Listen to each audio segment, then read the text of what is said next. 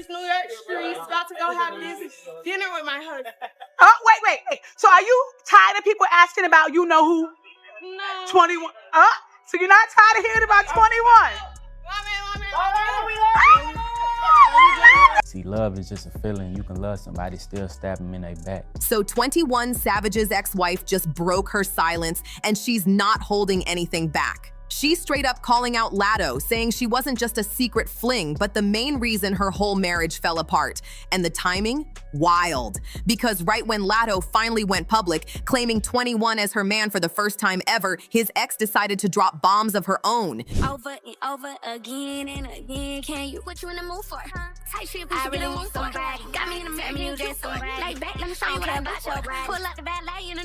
You'd think this would be Latto and 21's big moment to shine, finally free to love out loud, but nope, his ex is not letting them have a fairy tale ending. She's exposing everything. She's talking about 21's immigration history, the sneaky meetups behind her back, and even tossing heavy shade at Latto in between. Can we get a big Shack, Latto? What are you wearing? You look fantastic. Oh yeah, let's get into the fit.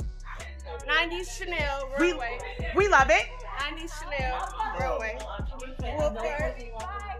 Chanel. Ooh, the shoes. Can we zoom in? Chanel, yeah. Those are so stinking cute. Yeah, she's just a 90s Chanel mob wife. Running through these New York streets, about to go have this dinner with my husband. Oh, wait. So are you tired of people asking about you know who? No. 21. So you're not tired of hearing about 21?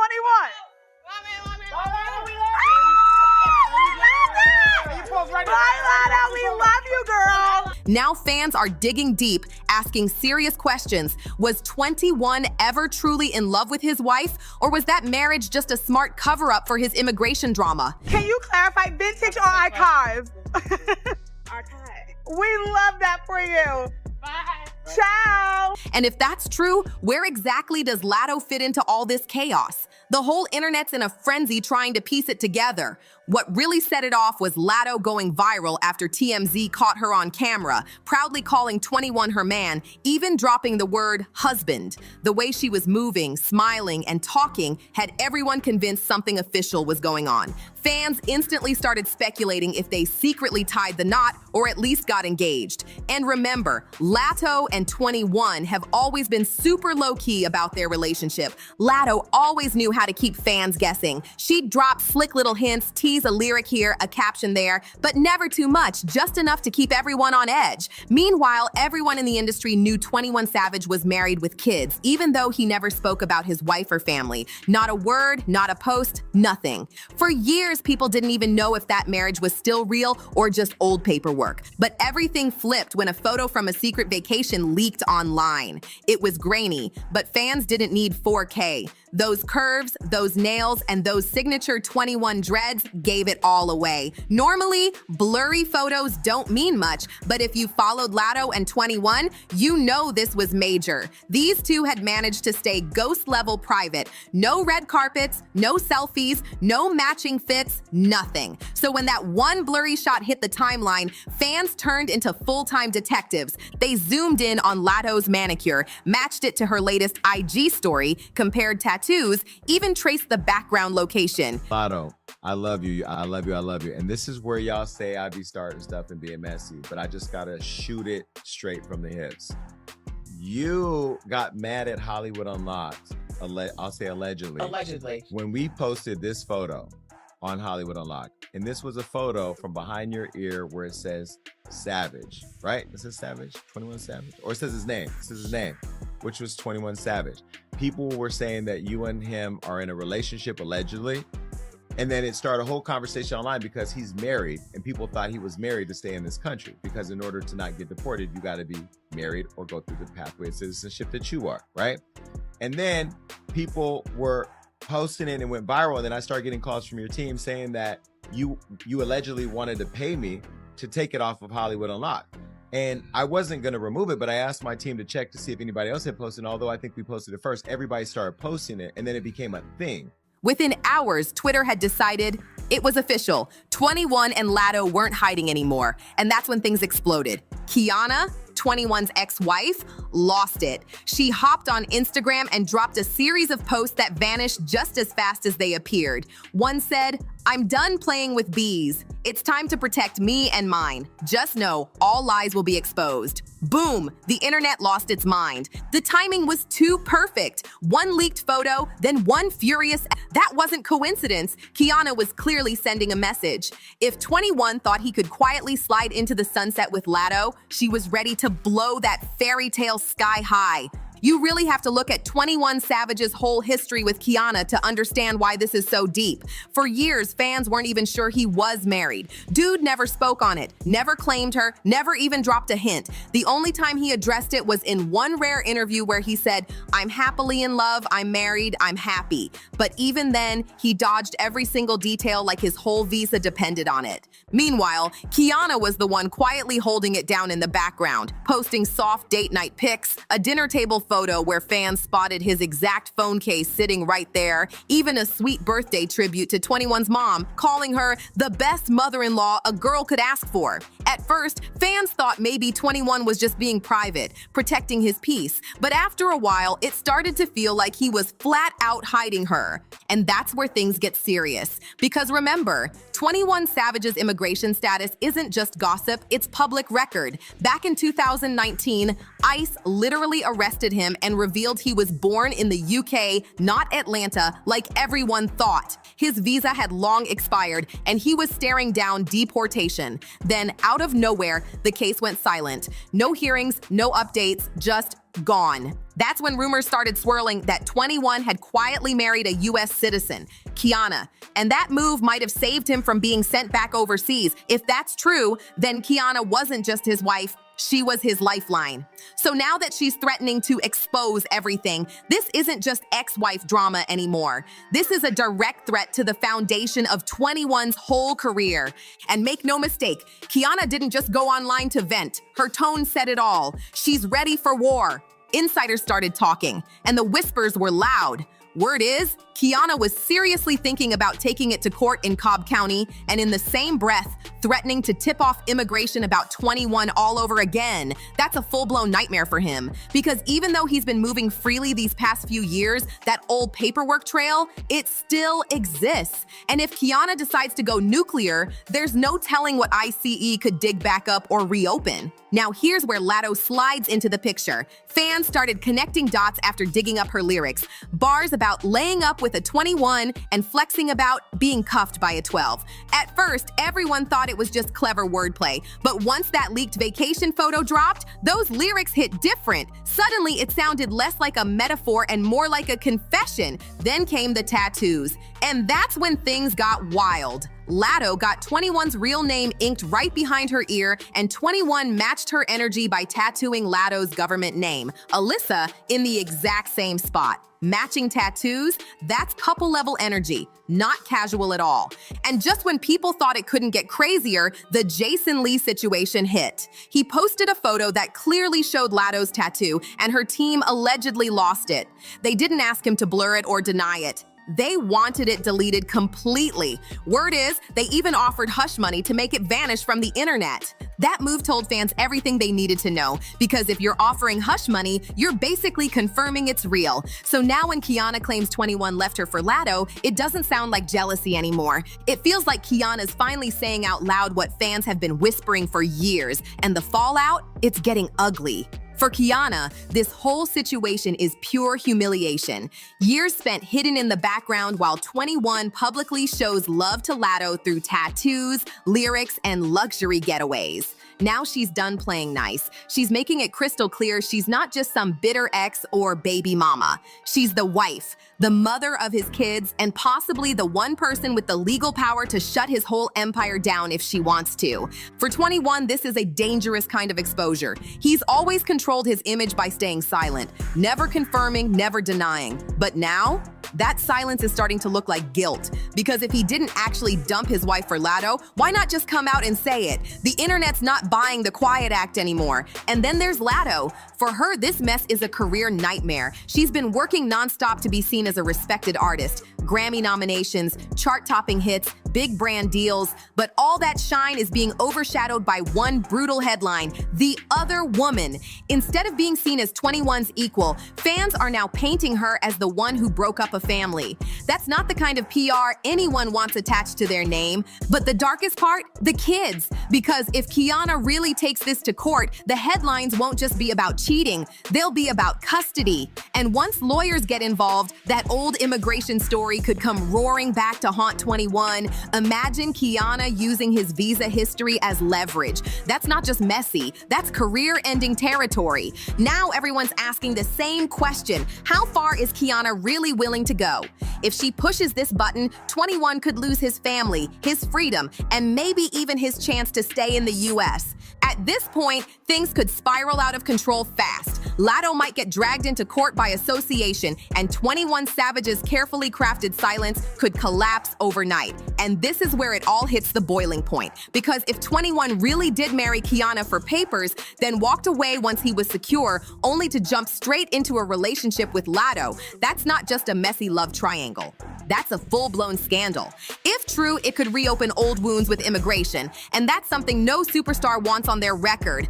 Fans are already asking the real questions. Did 21 play the system? Was Kiana in on it? And most importantly, was Latto always waiting in the shadows, ready to step in once 21 was officially free? The internet can't shake that cliffhanger because it changes everything. Think about it. If Kiana's claims hold any truth, then Latto isn't just the reason the marriage ended. She's the living proof that 21's entire romantic history might have been built on secrecy, lies, and maybe even fraud. And the craziest part, 21 still hasn't said a single word. Latto's staying quiet too. Meanwhile, Kiana keeps throwing shade online, and every post sounds more like a warning than a rant. Now it's a ticking time bomb. How long can they really keep this whole act going before the truth finally explodes? Because Kiana's not just venting anymore, she's threatening court, custody, and even hinting she might pull immigration right back into the mix. That's dangerous territory for 21, no question. His history with ICE was already messy the first time. If Kiana really goes through with this, everything 21 Savage has built could fall apart. His image, his career, even his freedom. But here's the part that stings the most. If her words are true, then Latto wasn't just the other woman. She was the reason 21 finally walked out and never looked back. That changes everything. And what's got fans spooked is the silence. 21 hasn't said a single word, Latto hasn't said a single word, but Kiana, she's still posting. Every new story, every cryptic line feels like a countdown. And that means the next move isn't even in 21 or Latto's hands anymore. It's in hers. She's promising to expose all the lies, and now everyone's wondering, is she bluffing, or is 21 Savage's entire future about to crumble because of one woman who finally had enough? Drop your thoughts below. Do you think Kiana's ready to take it all the way? Don't forget to like, subscribe, share, and comment, and I'll catch you in the next one.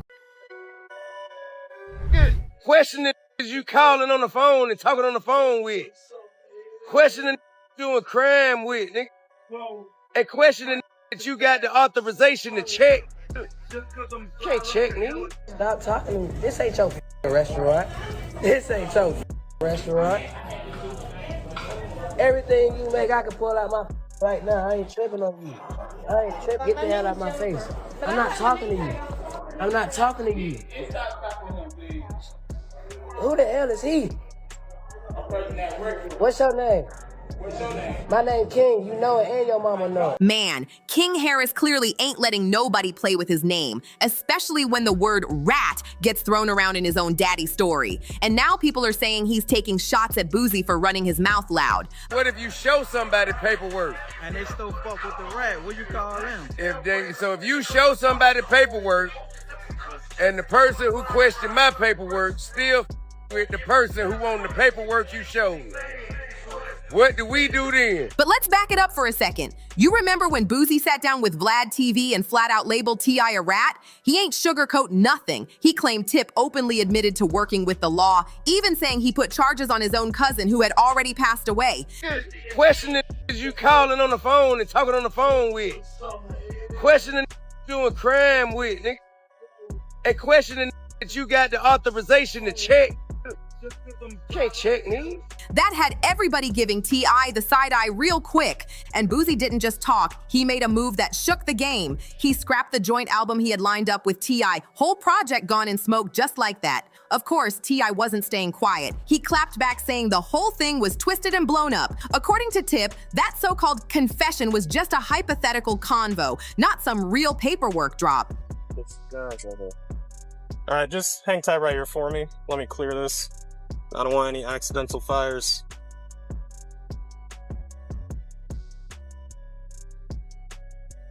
There's no safety. You gotta take. There's no safety. You take Okay. the out. Well, I'm not gonna mess around with that too much. Let me just set this down right here. You'd step out for me. Yes, sir. Place your hands behind your back for me. All right now you're just being detained. T.I. wasn't just talking. He came swinging with receipts, saying he's got the real paperwork to prove he never snitched, period. That was his mic drop moment. And he didn't stop there either. Tip threw shade right back at Boosie, basically saying, "Who are you to question me?" He even hinted at Boosie's own legal run-ins, reminding folks that for years, people been whispering that maybe Boosie cut some deals himself to dodge serious time. You want this hat to go with you? Nah, I'm going to jail. I'm sorry, I didn't give you the update. So they did confirm it.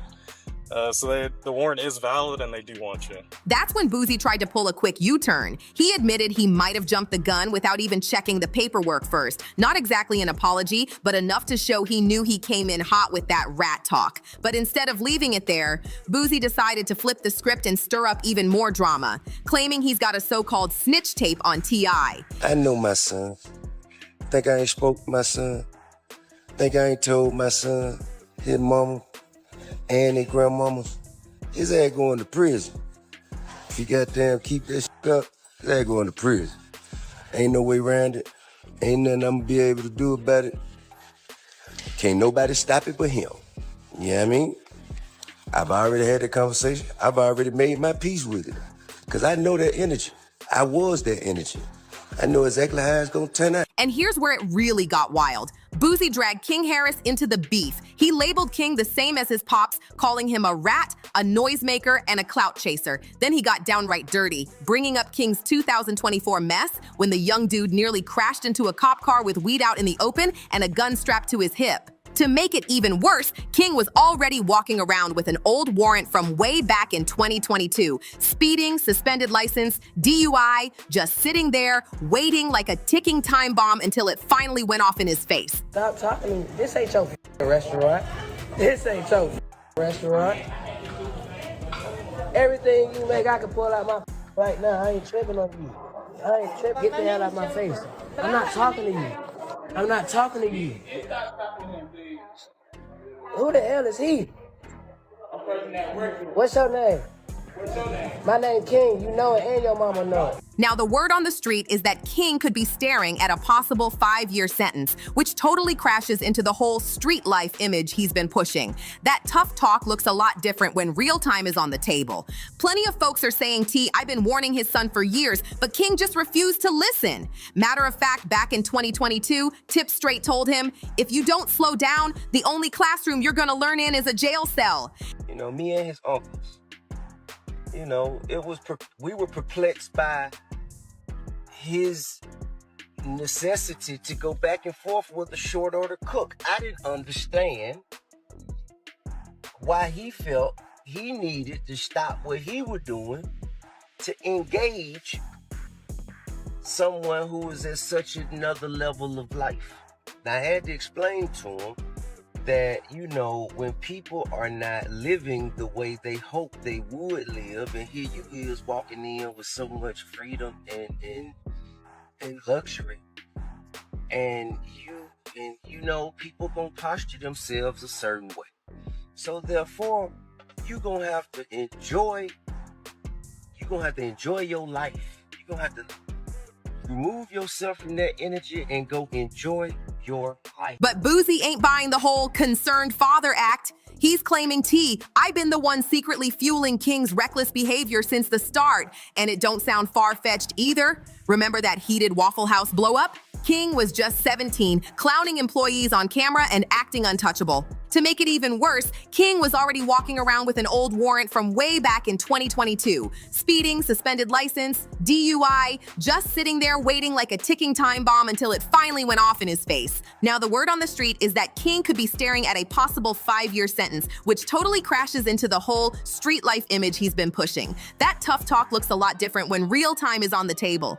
Plenty of folks are saying, I've been warning his son for years, but King just refused to listen. Shit, bro. Dwayne Wade, you gone too far, dog. That is a male. A 12-year-old. At 12, they don't even know what their next meal gonna be. They don't have shit figured out yet. He might meet a woman, anything at 16 and fall in love with her.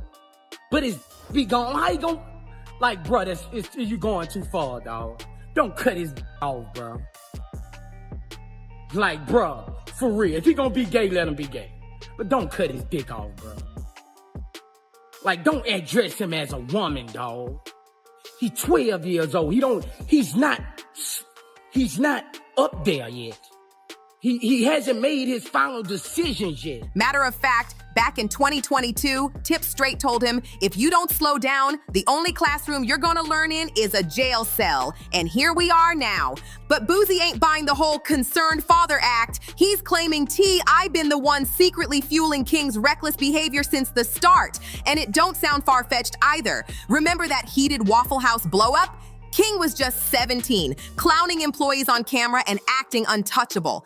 Instead of checking his son, T.I. actually defended him, saying, when you're rich, you get to do what you want, and even claimed those Waffle House workers were just jealous of the life King had. That defense set the internet on fire. The backlash came quick. One person blasted him, writing, thus far, T.I. has failed at parenting this child. This is a disgrace. Another added, T.I. raised him to believe he's better than ordinary people. No wonder he's out here acting up. People couldn't believe Tip was trying to play both sides, preaching fatherly wisdom one minute, but then brushing off King's wild behavior the next. But here's where it gets even crazier. Now the spotlight's swinging back on Boosie.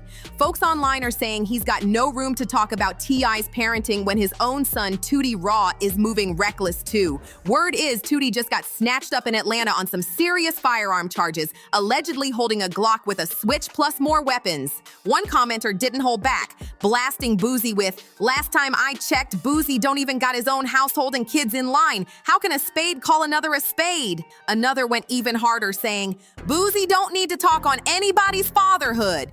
You're a terrible father to your own kids. And if that wasn't enough, Whack 100 slid into an interview hinting that maybe T.I.'s own son was out here snitching on his pops. That stirred the pot like crazy. So the question is, if Boosie got chaos in his own family, why is he so quick to clown King Harris like his own son ain't running wild too? This ain't even about clout chasing anymore. This is deeper. A feud that's been boiling under the surface for years. Boosie throwing shots at King Harris was never random. It was a direct hit at T.I. And truth be told, this smoke didn't just appear out of nowhere. It goes back to when Boosie made those bold and messy comments about Dwayne Wade's daughter. The internet dragged Boosie, calling him straight up transphobic, and one of the loudest voices checking him was T.I. Tip hopped on Instagram telling Boosie to mind his own business and stop worrying about another man's kids. That clapback planted the first seed of their beef. From that moment on, Boosie never missed a chance to swing at Tip. Whether it was labeling him a snitch in his gun case, blasting his parenting, or clowning his whole family, he kept the shots coming. So when King made headlines for his slip-ups, Boosie saw the perfect opening to twist the knife even deeper. At that point, it wasn't just about King Harris anymore. It was about painting T.Y. as a failed father. Now the whole situation has spiraled into something way bigger than a few slick comments online. This feels like a full-on family war. Boosie keeps throwing dirt on King Harris every chance he gets, and every jab lands right at T.I. too. It's not just shade anymore, it's personal. What started with Boosie clowning Tip's parenting has now turned into non-stop shots about T.I.'s legacy, his credibility, and even his role as a father. Every time King's name pops up in trouble, Boosie is right there to remind folks that Tip raised him, hinting that the apple didn't fall far from the tree. To fans watching, it looks less like Boosie has a problem with King, and more like he's using King as a weapon to drag T.I. down. And T.I. ain't blind to it either. Behind the scenes, word is Tip's been furious, feeling like Boozy is deliberately trying to humiliate his family in front of the entire industry. Some insiders even say this beef might get ugly beyond words because pride, family, and reputation are all tangled in the middle. Fans are split down the middle, some siding with Boozy, saying T.I. enabled King's wild behavior, while others believe Boozy is just obsessed and bitter, using every chance he can to tear another man down. And that's why it all hit so hard. Every single mistake King made, the Waffle House fight, the arrests, even the paternity whispers, all of it turned into ammo, not just against him, but against T.I.'s entire legacy. The internet don't forget, and Boozy knows exactly how to stir the pot. At the root of it, King ain't even the real target. He's just the piece being played. The real war is between his pops and Boozy, and King's name is the weapon being thrown back and forth. For Boozy, clowning King is the perfect way to humiliate Tip. For T.I., every new headline about King feels like a crack in the image he spent decades building. And for King himself, he's stuck right in the crossfire, trying to prove he's his own man, while the internet keeps turning him into a walking punchline. So here's the real question. Is Boozy really exposing the truth, or is he just obsessed with dragging T.I. down every chance he gets? And what happens to King next? Does he crash under all that pressure, or finally flip the script and shock everybody? Drop your thoughts in the comments. I'm checking them all. And if you're rocking with this unfiltered heat, don't just scroll, hit that like button, subscribe, share it with your people, and I'll see you on the next one. Your relationship was a business relationship, financial, to get to the top, to become billionaires. There's no love there. A monster. And I've known he's a monster for years. Mm-hmm. I waited a long time to see if he would grow a conscience. And the more drugs he pumps down his wife's throat to keep her in a catatonic. No, girl. I tell you this right now. Y'all talking about free Britney. Y'all need to be doing a campaign that say free Beyonce. Beyonce is free. She is a prisoner in a gilded cage. If Beyonce is in prison, she's in one of the most expensive prisons ever. Yes, she is. And she's watched 24 hours a day. She's not allowed to make a choice for herself, not at all, not in any way. People think she has an amazing life. She is told what to say. She is told what to eat. She is told what to drink. She is told what to wear. By whom? She is not her husband's wife. She is his employee. It's a business arrangement. Dame Dash is out here trying to mask the truth. He's broke, and the streets know it. But instead of staying quiet, he's throwing bombs at Jay-Z and his circle, and this time the dirt he spilled is shaking up Beyonce's so-called perfect marriage. I think everybody that knows Sean Carter knows that he will slump anyone in any relationship for $1. Look at how he did Dame. Like, I don't give a if you wanted to get away from your homie, if you wanted to get away from your partner, but to do it the way he did it, it's malicious. But maybe that was because he was the girl that didn't want you. He just confirmed whispers that Queen Bey once had a fling with her own bodyguard, Julius, and that right there is wild. The craziest part? Julius's wife reportedly knew all along. That means what we thought was just messy fan gossip is now real smoke. Fans always saw Jay and Bey as untouchable, but Dame's words cracked that fairy tale wide open. Suddenly, their flawless image looks shaky and people can't stop asking questions. How long did this go on? Was it serious? And if Julius's wife really knew, why stay silent for all these years?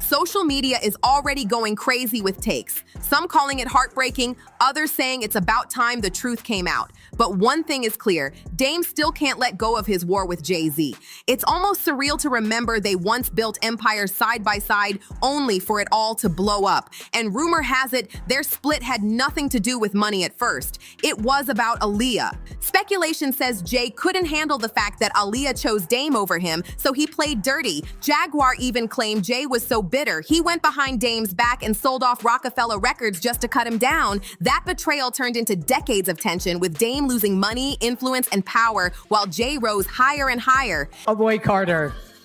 Beyonce.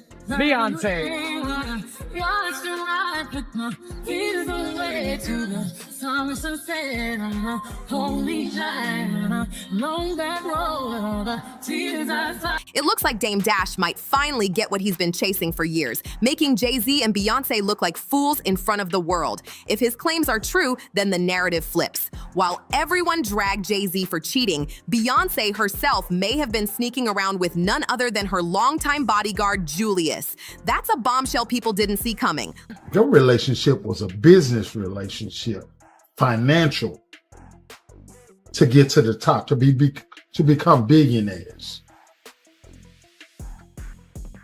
There's no love there. Let's be real. Rumors about Beyonce and Julius didn't just pop up yesterday. They've been circling since the late 2000s, early 2000s, and fans have been side-eyeing their professional relationship ever since. And who could forget the legendary 2014 elevator incident when Solange went at Jay-Z in that viral beatdown? Julius was right there, stepping in to shield Beyonce, holding her close and keeping Solange back. Sure, that was his job, but people noticed the way his focus was locked on Beyonce a little too intensely. The monster.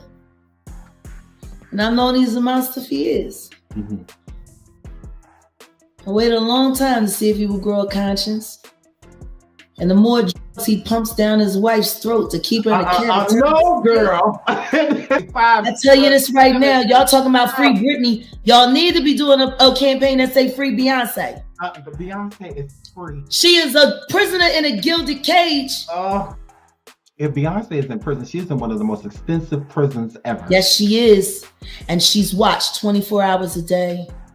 She's not allowed to make a choice for herself, not at all, not in any way. People think she has an amazing life. She is told what to say. She is told what to eat. She is told what to drink. She is told what to wear. By whom? She is not her husband's wife. She is his employee. It's a business arrangement. And here's where things get even messier. Reports claim Beyonce and Jay-Z once dropped $1.3 million to secure an entire hospital floor for themselves. But guess who was spotted inside the room? Julius. With no visible threat and heavy security already in place, fans couldn't understand why a bodyguard had to be that close during such private moments. That move raised eyebrows, with many questioning if his role in her life went far beyond just protection. To add fuel, whispers say Jay-Z himself suspected the two of crossing the line. Reports allege that Hav wasn't just paranoid, he believed Beyonce and Julius were way too close and possibly having an affair. And when you look at the timeline of rumors, public incidents, and Julius's constant presence in her most intimate spaces, it's no wonder people are starting to think there's more truth here than anyone wanted to admit. If the grapevine is right, then Beyonce, the superstar who always preached loyalty in her music, might have been playing the same game Jay-Z was accused of. And the irony? It's her own bodyguard at the center of it all. Julius the bodyguard ain't just some employee. Jay-Z has long believed something real went down between him and Beyonce. Word is, Jay even tried to get Julius fired last year, but Beyonce put her foot down, saying flat out, Julius isn't going anywhere. That alone raised suspicions, because why fight that hard to keep a bodyguard unless the bond is deeper than business? They've been spotted spending late nights together, locked away behind closed doors, and reports even claim Julius has stayed in Beyonce's hotel room. And then came that infamous picture. Beyonce's hair covering her lips while Julius was seen with smudges of red lipstick. Fans instantly went into detective mode, pointing fingers and asking if Queen Bey had just slipped up in plain sight. Let's be real, Julius is tall, built, and easy on the eyes, and that only fuels the theory. Add to that Beyoncé's music. Fans swear she's been dropping hints in her lyrics. Take the track Bodyguard, for example. Some believe it's a direct shout out to Julius. On her Cowboy Carter album, she sings, "I gave you kisses in the backseat. I whisper secrets in the backbeat. They couldn't catch you with me, and they never will. Sometimes I hold you closer just to know you're real." Lyrics like that don't feel random, especially since Beyoncé is known to lace her songs with real-life experiences. Just like Jay did with Lemonade, where he admitted his own cheating, Bey has never shied away from turning her private life into art. So when fans caught wind of Bodyguard, they grabbed that tea and ran with it, saying she wasn't even trying to hide anymore. Speculation just won't die down. Fans keep arguing about what's really happening behind Beyoncé's perfect stage smile. Blind items over the years have only fueled the fire, painting a picture that looks more like a soap opera than a marriage. Back in April 2016, one insider drop claimed a certain A-list singer was secretly hooking up with her bodyguard, while her husband allegedly feared the man. That alone made people believe the rumors had weight. And it didn't stop there. Just last year, another blind claimed that this same superstar singer had been spending months at a time with her longtime protector. Then came the Grammys, where fans pointed out how icy she and Jay-Z looked, showing zero affection toward each other. But Julius, he was different that night, smiling in a way people had never seen before. To fans, it wasn't just a smile, it was the look of a man who knew he had already won. According to yet another blind, Beyoncé could be preparing her farewell tour, with whispers that she might disappear from the spotlight afterward, surfacing only once or twice a year. The kicker? The rumor says she'll be riding off into the sunset with none other than Julius by her side. That's a plot twist straight out of a movie. Let's not forget, Jay-Z and Beyoncé have been together for decades, but their body language in public often tells a different story. And honestly, Jay has no room to point fingers with his own well-documented cheating past. What's even wilder is a new blind that suggests maybe Beyoncé never truly loved Jay-Z in the first place. According to one bombshell blind, Beyoncé never even wanted to marry Jay-Z in the first place. Insiders say it was her own mother, Tina Knowles, who pushed her into it, not out of love, but out of image. The story goes that Tina believed Jay fit the brand, the notoriety, and the long-term empire she wanted for her daughter. Love wasn't the foundation, strategy was. Think about it. Beyoncé, one of the most adored and powerful women on the planet, is celebrated for a marriage that's been hyped as the ultimate example of Black love and empire building. But behind closed doors, it allegedly looks nothing like the fairy tale people imagine. If these whispers are true, Bey never wanted this union to begin with. She was pressured into it from the jump. She was just 19, barely finding her own identity, when Jay, already in his early 30s, took a heavy interest in her. The age gap was glaring, the power imbalance impossible to ignore. Sources say Beyoncé was hesitant, even voicing concerns to her mom about his reputation with women, his questionable past, and the control he could have over her. But instead of standing by her daughter, Tina allegedly shut her down and insisted this was bigger than feelings. The alleged reasoning?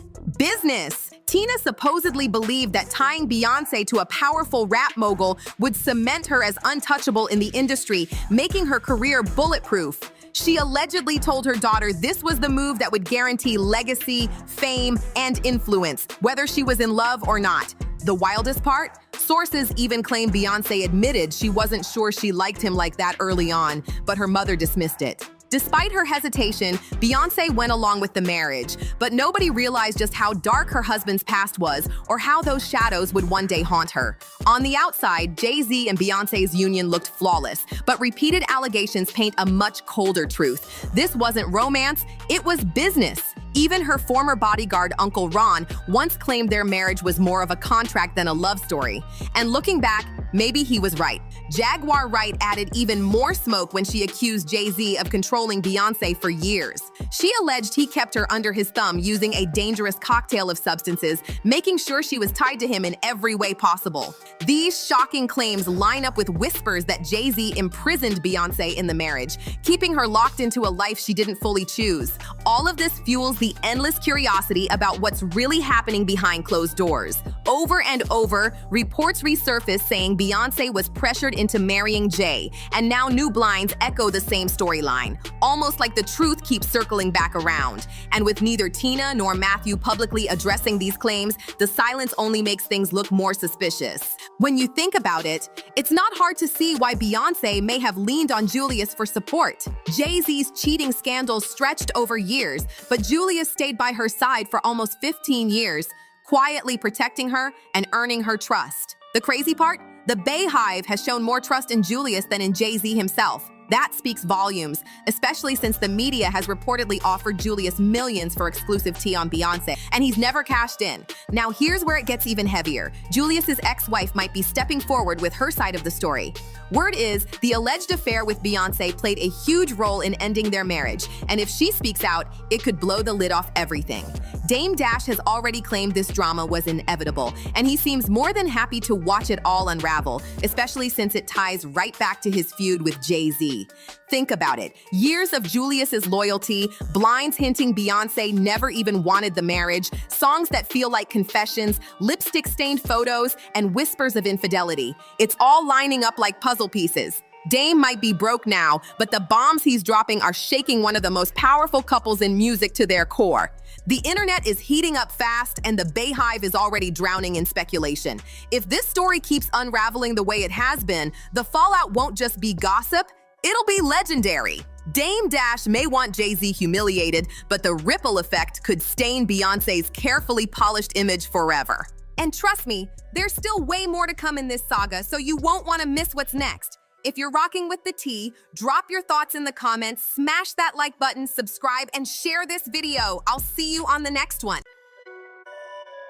Dame Dash is now accusing DJ Envy of being a government informant, and he even posted the paperwork that he says proves DJ Envy is an informant. But it did break down that you are on that RICO, and that, in fact, if you don't or do certain things, it's going to mean that you are, in fact, a rat. I lost $1 million.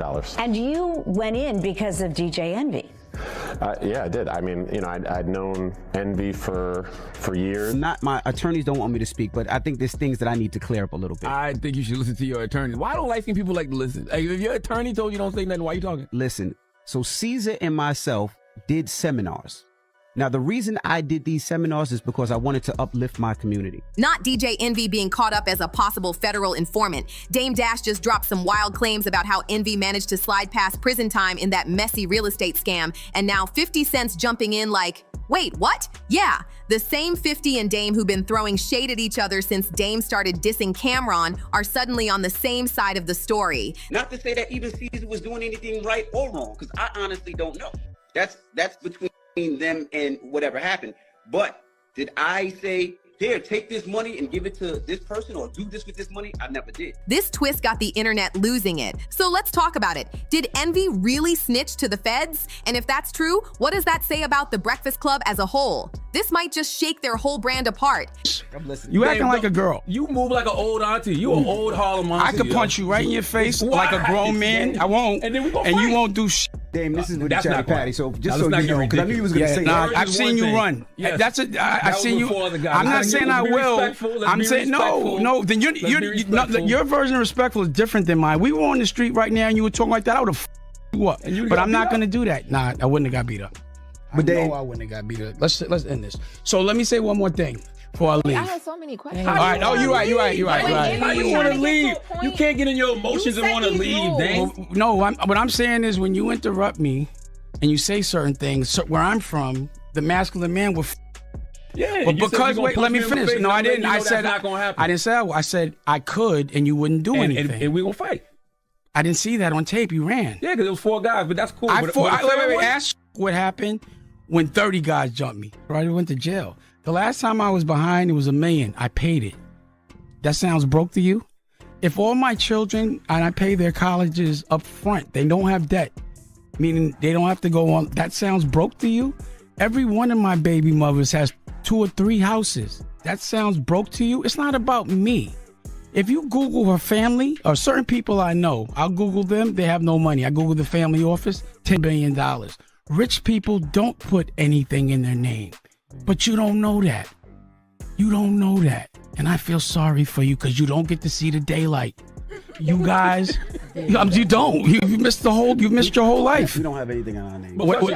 So then I have a question about the book deal with Simon & Schuster. Oh, let me finish. Yeah, go ahead. Congratulations on that. Thank you. What made you sign a book deal with Simon & Schuster as opposed to publishing independent? Now, in case you missed the spark that started all this chaos, it kicked off right after Dame Dash's appearance on The Breakfast Club last month. Things got tense real fast. Dame went back and forth with DJ Envy and Charlemagne until he almost stormed out of the studio. You know how Dame gets when people bring up money? He does not play about his finances.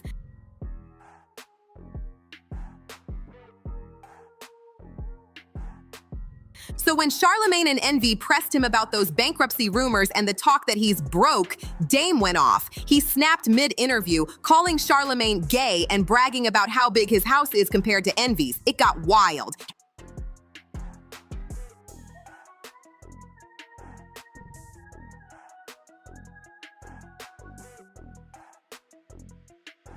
And get this, Dame even dared both Envy and Charlemagne to show off their views just to prove they're not living as fly as him. Then, to make it worse, Envy actually posted his house online. Man, this whole thing turned into straight up embarrassment for both of them. The pettiness on display was next level. Like, for real, how is Dame Dash, a man who's been sitting on money for decades, still acting this insecure about his bag? The problem, Dame, I have with you is you're a businessman and an entrepreneur. I don't care what your problem is. When people have a question to you, you don't want to ask the question. And exactly what you do to people. I did answer. You are a chatty patty, right? No, I'm not. Okay, let's do this. Can I talk? Let me answer that. Can I answer that? Can I answer that? No, you can't come speaking. Like we just said, we're gonna set boundaries. I respected you. Respect me. This is what Dame wanted, by the way. He wanted to come in here and cause this. He said boundaries. He said some chatty patty stuff that's absolutely not true. So let's address it. Let's unpack it. Let's unpack it. Let's unpack it. Let's pause. Let's talk about it. Okay. So a lot of the things you say on here are not true. A lot. And I'm saying what I'm seeing in the algorithm is that you're being investigated with it for RICO, and that there were people around you that are getting charged. Why? Let me ask you a question. Of course, I don't expect you. Bottom line is, I already know you're going to fold if they come for you. You tell them.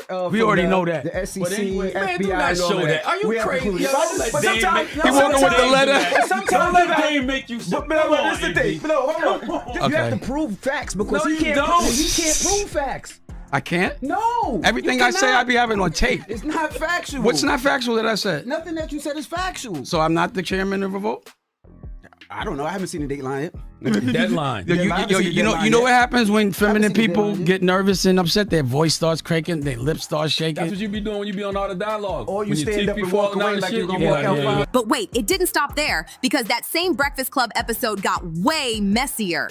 Out of nowhere, Dame dropped a bomb. He said DJ Envy was being looked into for a RICO investigation over that shady real estate hustle with his partner, Cesar Pina. And, you know, they did research. And I can't articulate exactly what was said, but it wasn't said. She sent me a message, so I'll play it. But it did break down that you are on that RICO, and that, in fact, if you don't or do certain things, it's going to mean that you are, in fact, a rat. And I knew that you would fold anyway, but allegedly. But this is what the paperwork, and I'm going to play it so y'all can hear it. Anybody can go online and type in Cesar H. Pina. When they do, they'll see links from the Department of Justice.gov. They can simply open up the two links that you see here. The first one shows the New Jersey real estate investor and online influencer charged with committing multi-million-dollar investment fraud scheme, laundering drug proceeds, and bribing a New Jersey politician. If you simply scroll down, you will see the individual one. Individual one is clearly described as Pena's business partner a well-known disc jockey and radio personality who resided in New Jersey. You go further down, as you can see through this video, it gives more description on Pena and his business partner. Individual 1 operated a company that conducted real estate seminars around the country with Pena.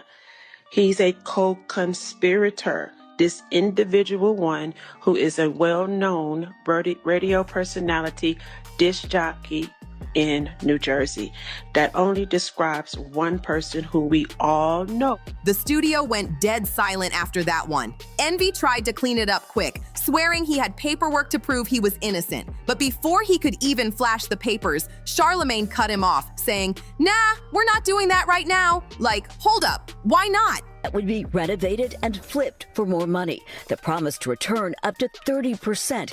In some cases, Caesar didn't even own the properties. This couple took out $200,000 in equity from their Florida home, promised that 30% return within 4 months. Then they say nothing. And here's what really got people talking. How come Envy just happened to have RICO paperwork on him ready to go? The second dame called him a snitch. That timing's way too convenient. Something about it feels off. It wasn't for DJ Envy, I would have never invested into Caesar. I lost a total of $64,000. After receiving 2 bounced checks, Rio says he got a visit from Caesar carrying this box of jewelry. He said, take this jewelry until I can pay you back. Now Dame's doubling down hard. He's saying he's got the real receipts showing Envy's working with the feds. He even tagged iHeartRadio and Power 105 in a fiery IG video asking, "Do y'all even realize your own host might be a federal informant?" Like he's calling them out publicly. Me as someone that he is not speaking to. We have not spoken about anything. And he calls me and starts talking about some real estate shit. For me, that's odd. We don't speak. And now you calling me, telling me that your man's with the government and he could get the buildings and there's a list, it'll be me, you, and Queen Latifah, and whatever the fuck he was saying, because I was walking my dog in the backyard, so I want to stop listening at this point. But that just sounded fishy. So that leaves one major question. What really went down between DJ Envy and Caesar Pena? Did Envy actually flip on his own partner to save himself? I called 3 people. I called Clue, I called Fabulous, I called Joe Budden, right? My Desert Storm family. And I said, hey guys, I'm doing real estate. This is something that I think that, you should invest a little bit of money in, try it out, and that way you can do it.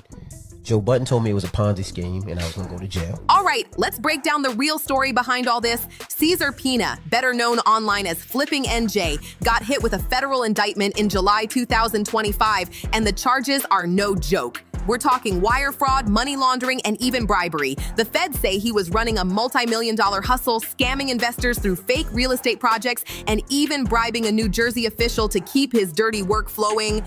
This was a 3-family, 2-bedroom. We could only bring $800 rent roll each floor, which is not that much money. If we decided to extend it, if you walk back here, you see the extended it. Now with the extension, we decided to make it from a 2-bedroom to a 4-bedroom. So now from 800, it goes to 1,800 a month. 18. We extended it so much, we have so much that we can extend it, we can actually put 2 studios in the back. So now the 2 studios will bring, you figure 18 is 240. According to the indictment, Caesar was out here convincing dozens of people to hand over millions of dollars so he could invest in residential properties. But instead of splitting profits like he promised, he was running a Ponzi scheme, using new investors' money to pay off the old ones. Straight scammer moves. So Caesar and myself did seminars. Now, the reason I did these seminars is because I wanted to uplift my community. I wanted to teach my community about real estate, things that I didn't know when I was first buying my first home. I wanted to teach our community about investing in generational wealth. Caesar, if he took money, I wasn't privy to it, nor did I even know. But for anybody to say I was involved, that's totally not true. I would never. Now, here's where DJ Envy enters the chat. The paperwork names him as Caesar's high-profile partner. Yeah, the same Envy we see every morning on The Breakfast Club. Together, they hosted flashy real estate seminars across the country, selling people on the dream of generational wealth and flipping properties for profit. Through those events, plus social media and big talk marketing, Caesar built up a massive following. But here's the catch. Envy hasn't been charged. He swears he had no clue what Caesar was up to behind the scenes. Still, a bunch of furious investors filed civil lawsuits against both of them, saying they got tricked. Most of them admitted they only put money in because DJ Envy's name made it sound legit. That celebrity trust factor ran deep. NBC even reported that as far back as 2017, Caesar was already moving dirty, collecting people's cash, bragging about flipping houses across Jersey, and promising insane returns, 20 to 45% in just 5 months. But according to federal documents, instead of putting that money into the properties, Caesar was allegedly redirecting huge chunks straight into his own pockets. Caesar's whole setup was straight Ponzi scheme 101. He was using new investors' money to pay off the old ones, keeping everyone thinking the bag was real. But behind the scenes, dude was allegedly taking cash for properties he didn't even own. And get this, he was selling the same houses to multiple investors at the same time. Total chaos. Right before the feds finally snatched him up, NBC ran an explosive expose featuring some of the victims, and their stories were heartbreaking. Most of them said they only trusted Caesar because DJ Envy had co-signed him publicly, putting his name and face all over the business. They thought if Envy was in it, it had to be solid, but oh, they were wrong. One investor, Anthony Barone, told NBC that the only reason he ever met Caesar was through Envy himself. Envy was even out there with him, touring a property in Jersey, looking every bit like part of the operation. Barone said he ended up dropping $500,000 into one apartment deal, then another $300,000 right after that. Now he's saying Envy's just as guilty as Caesar for what went down. And it doesn't stop there. Caesar also got accused of trying to repay another investor, Aggie Rios, not with cash, but with jewelry. Yeah, like instead of giving back money, he was offering chains and watches. Rios, who runs a custom auto wrap shop in Long Island and has worked on Envy's cars for years, said he only got involved because Envy personally introduced him to Caesar and vouched for the investment company. That's wild. After NBC dropped that bombshell report, even more alleged victims started flooding social media. The wildest part? Almost every single victim said the same thing. They never would have fallen for Caesar's hustle if DJ Envy wasn't attached to it. His name gave the whole thing that trust me vibe, and that's exactly what pulled people in. Even industry folks started speaking up. Joe Budden himself revealed that Envy once tried to drag him into the same scheme years ago. Then fans dug up an old interview where Envy actually admitted that Joe Budden had warned him straight to his face, telling him he'd end up in prison if he kept hanging around with what looked like a Ponzi setup. Crazy how that aged, right? And it wasn't like this was happening quietly behind the curtain either. Nah! DJ Envy literally brought Caesar Pina on The Breakfast Club live on air and pushed that investment opportunity right in front of millions of listeners. He was hyping it up like it was the blueprint to success. There's even footage of Envy personally touring properties with potential investors, smiling for the cameras, giving his full cosign like everything was clean. But here's the twist. Even after all that, Envy's still denying he had anything to do with the scam. Right after Caesar got arrested, Envy addressed the situation on The Breakfast Club, acting calm like nothing was wrong. He doubled down on his go-to line, saying his only mission was to uplift the community and teach people how to build generational wealth. He swore he had no clue Caesar was allegedly scamming folks left and right. A lot of people just aren't buying DJ Envy's story. Like, how could dozens of investors lose millions of dollars right under his nose and he somehow knew nothing? Even if you give him the benefit of the doubt and believe he wasn't directly running the scam, he still kept pushing Caesar Pina's name even after multiple folks were warning him it was a Ponzi setup. At the very least, Envy slapped his brand and reputation on Caesar's hustle, so when the red flags started popping up, the bare minimum would have been to warn the community to stay away.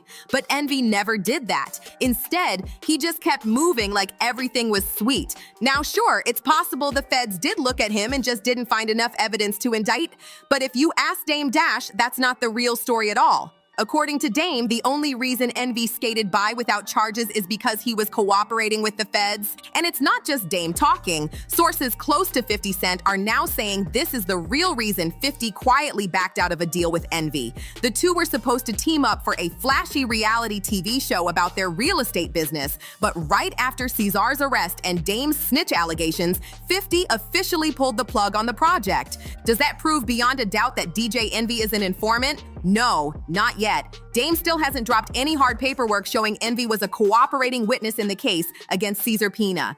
Fans online are split right down the middle. Some say there's definitely something shady about DJ Envy's story. It just doesn't add up. Meanwhile, others are defending Dame Dash, saying at least Dame's never robbed his own people. One fan even commented, Dame has never stolen from his community. The Breakfast Club has cost the Black community over $50 million because of all the scammers they keep promoting. That's a serious accusation.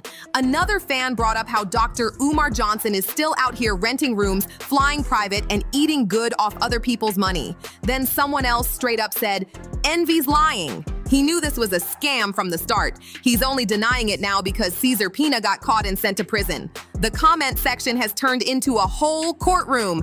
And folks aren't stopping there. They're calling out a whole pattern. The same fan pointed out that Omar Johnson ain't the only shady guest that's ever been on The Breakfast Club. They mentioned Jay Morrison and Brother Polite, both accused of pulling major scams, who were also given that same platform to promote themselves. Fans are saying The Breakfast Club been boosting con artists for years without accountability. So what do you think? Is Dame Dash actually telling the truth about Envy being an informant? Or is this just another messy distraction to stir up drama? Do you believe DJ Envy really didn't know what his partner was doing behind the scenes? Drop your thoughts in the comments, hit that like button, subscribe, share, and I'll catch you in the next one.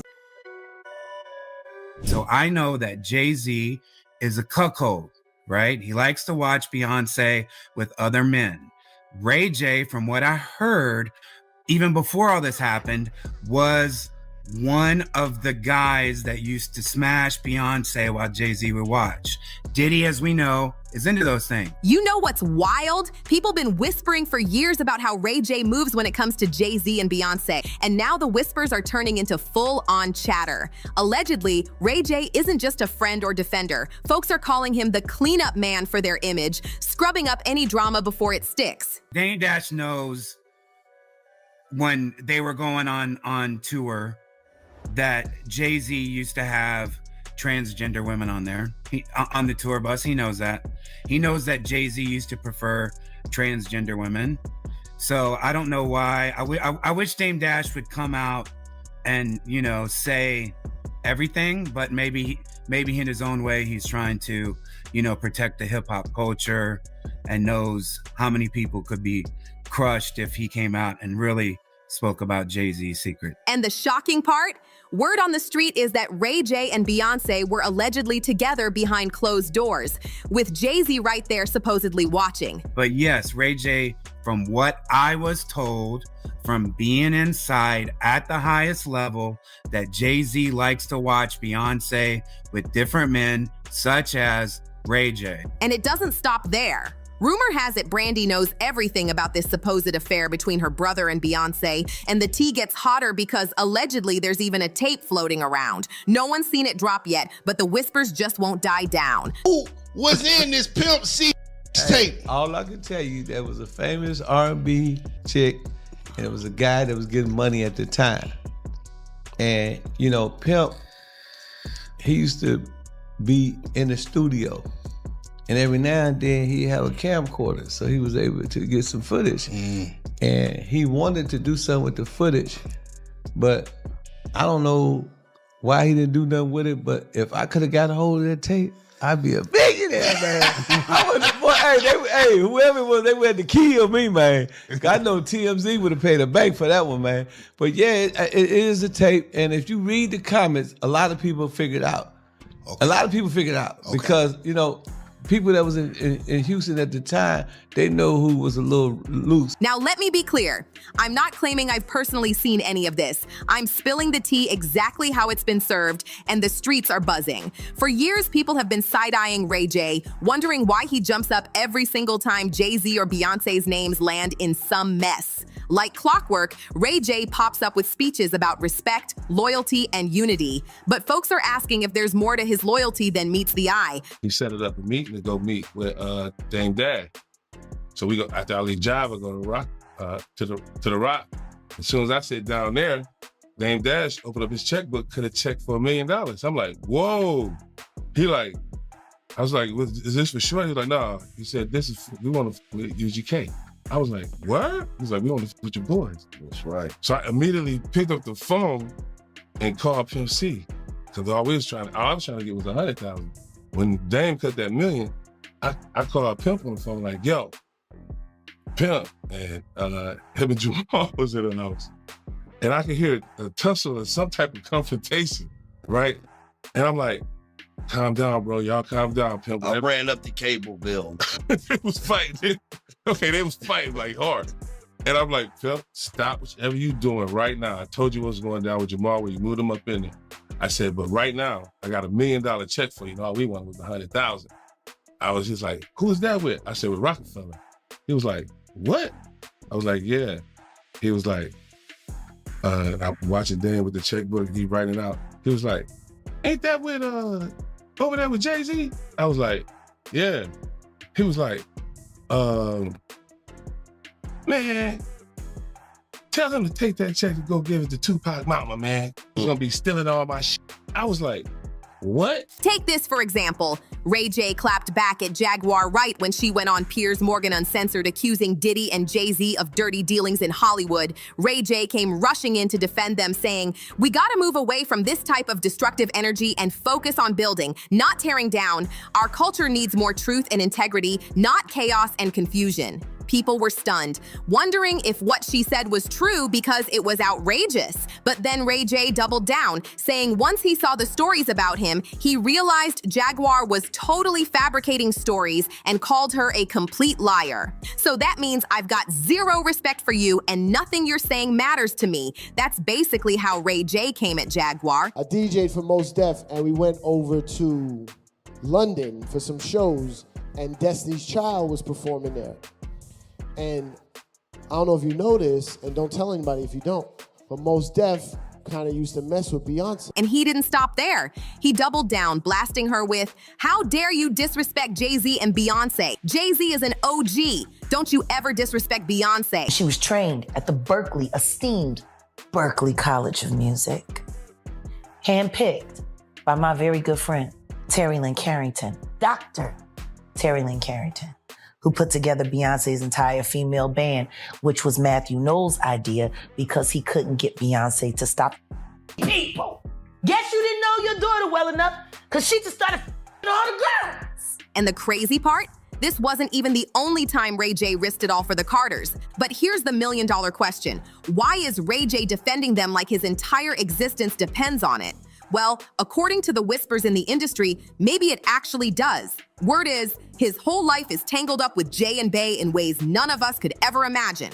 Enter Jonathan Hay, Rihanna's former publicist. Yeah, the same Jonathan who was in the mix back in her Ponda Replay come-up days. And this man has been adding fuel to the fire for years. Jonathan himself has allegedly hinted that Ray J and Beyonce really did hook up. And the wildest part, Jay-Z was supposedly right there, watching the whole thing go down. That's giving straight-up Hollywood swinger vibes, and people can't stop running with it. Now, Jonathan's name was already messy because he was Rihanna's publicist when those old rumors about her and Jay-Z were floating around. And in an interview with All Hip Hop, Jonathan actually admitted he played a role in sparking those stories. He confessed that after he failed to secure Rihanna a spot on MTV News, he got desperate and salty with Jay-Z.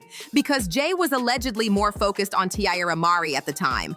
Jonathan even said, I started to get desperate, and I was so angry at Jay-Z as he was more focused on Tiara Mari, so he lit the match and pushed the affair rumor out there to get attention.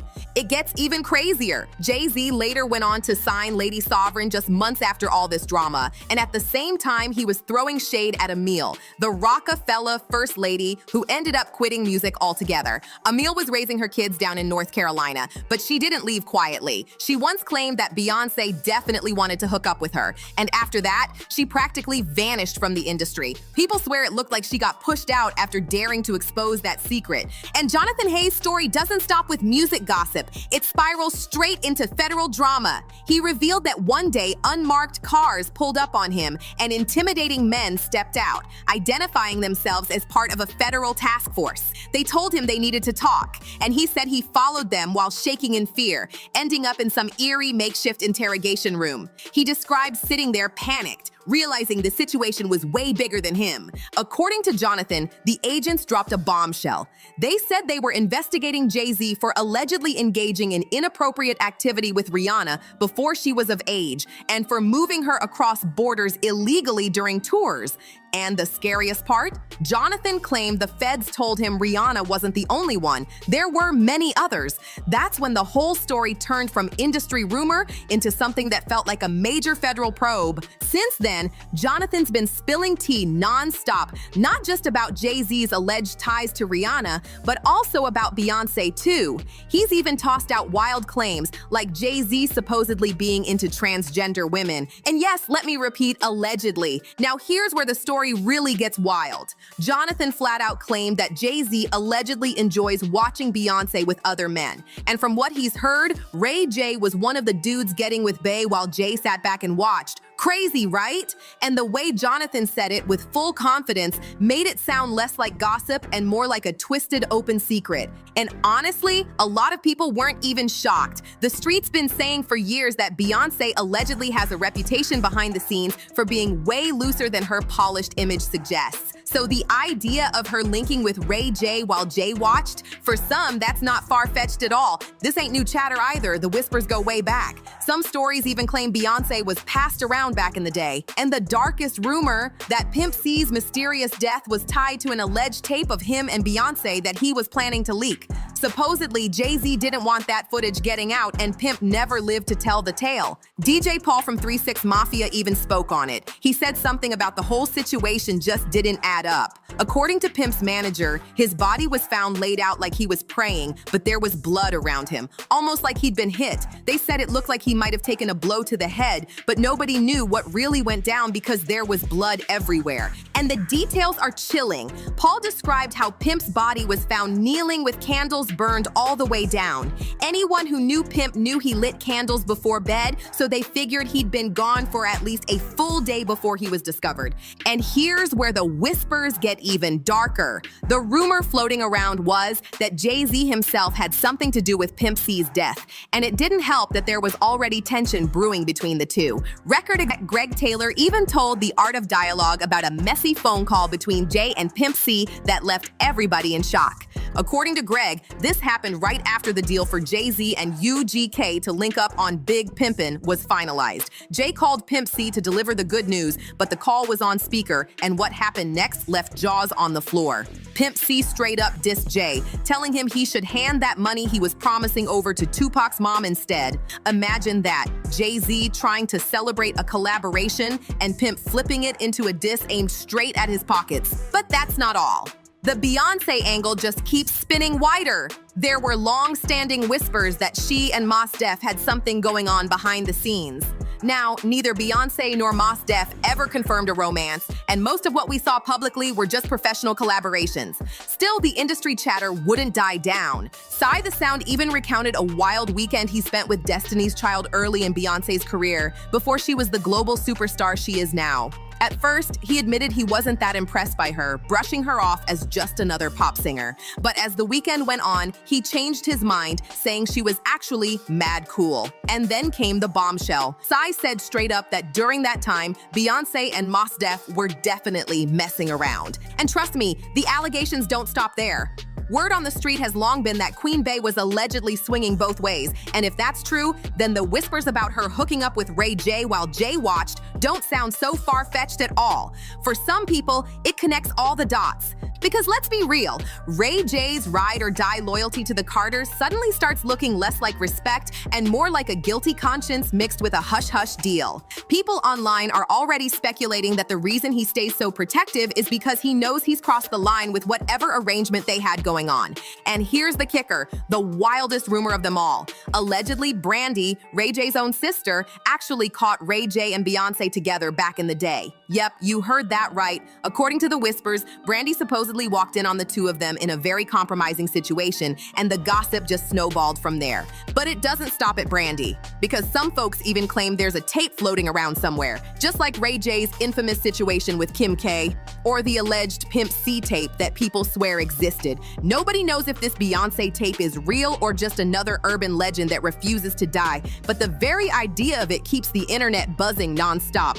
And the thought of Brandy, her own brother's sister, being the one who supposedly witnessed it, that adds a whole new layer of chaos to this saga. Imagine walking in on your sibling tangled up with one of the most powerful superstars on the planet. That's the kind of drama Hollywood could never script. Now me, I don't know what's fact and what's fiction, but what do you think? Is Ray J's over-the-top loyalty to Jay-Z and Beyonce suspicious? Or is this all just messy gossip gone too far? Drop your thoughts in the comments, smash that like button, share this with your people, hit subscribe, and I'll catch you in the next one. So you mean to tell me all those late nights, what you doing, where you at? I've seen Jay-Z at his house. I've seen T. Jakes at his house. I've seen Chris Brown at his house. I've seen Jordan Woods at his house. I've seen Travis Scott at his house. I've seen Beyonce at his house. I've seen Tiana Taylor. I've seen them all. Jason Lee, the same Jason who built his brand on messy headlines, is now making headlines of his own, and not in a good way. He's being accused of siphoning money straight out of Stockton City's funds to bankroll his flashy lifestyle, and when the walls started closing in, he allegedly pointed fingers at none other than Jay-Z and Beyonce, claiming they plotted to set him up online. That's the kind of wild twist you'd expect in a Netflix drama, not a city government scandal. I'm gonna tell them while Johnny puts a beep over this part of the show, so you'll never know what it is, but I want you to see their reactions, and I'm going to do it right now.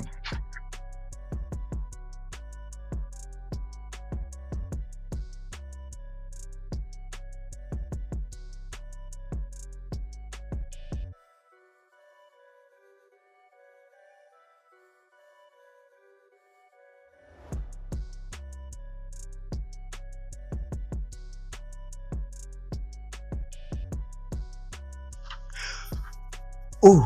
And that's where I go back to, like, we're friends in the game. We support each other. We help each other out. Can you imagine had I put that on Hollywood Law? Oh, there's one more thing. Beat this, Johnny.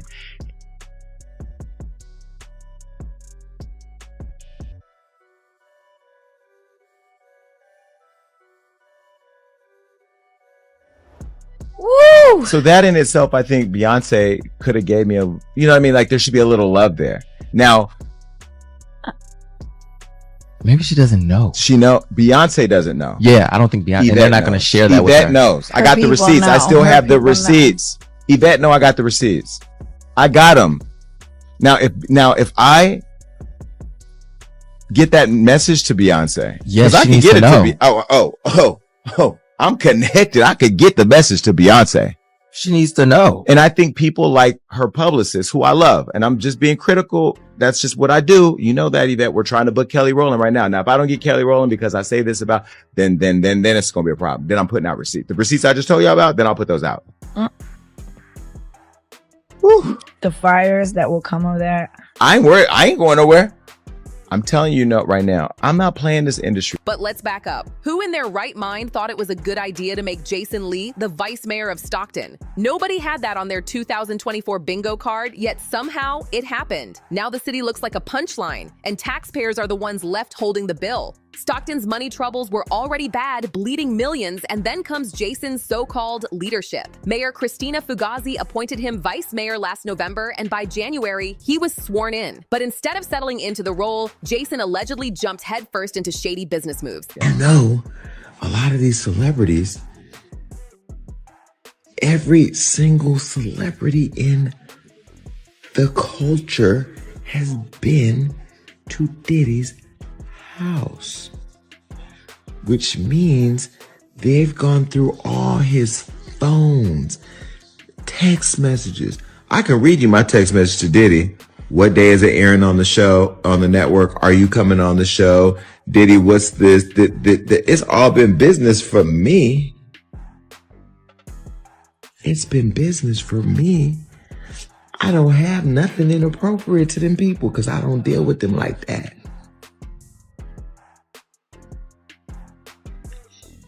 So you mean to tell me all those late nights, what you doing, where you at? I've seen Jay-Z at his house. I've seen T. Jakes at his house. I've seen Chris Brown at his house. I've seen Jordan Woods at his house. I've seen Travis Scott at his house. I've seen Beyonce at his house. I've seen Tiana Taylor. I've seen them all. Now, we was all in the backyard, but I've seen them all. I've seen Usher there. I've seen DaBaby there. I've seen Justin Bieber there. I've seen... Everybody's been to a Diddy party. I've seen Lindsay Lohan, Ashton Kutcher, Demi Moore, Tyrese, Amber Rose. I've seen them all up in there. Mary J. Blige.